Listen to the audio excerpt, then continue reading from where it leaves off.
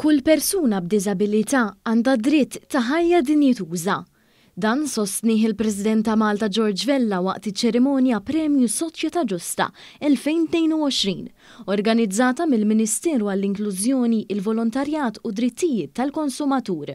Il-Premju Soċjetà Ġusta jiċċelebra u jirrikonoxxi l-ħidma, l-impenn u d-dedikazzjoni ta' diversi individwi fis-settur tad-diżabilità.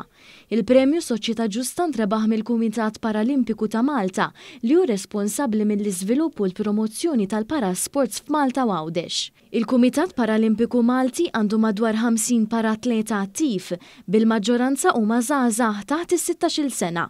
Barra minn hekk dan l-aħħar l-organizzazzjoni daħlet fil-parasport persuni omja u neqsin mid-dawl.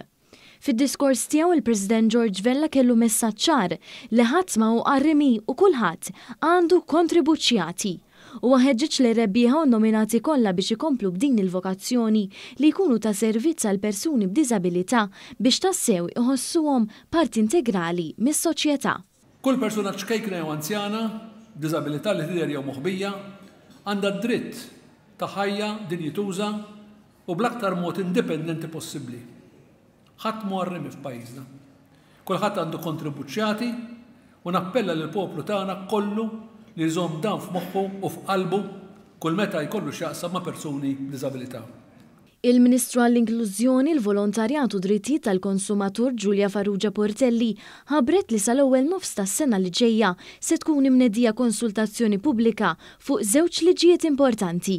La bozza liġi li jipproteġi lill-adulti f'sitwazzjoni ta' vulnerabilità u la bozza liġi dwar l-awtonomija personali.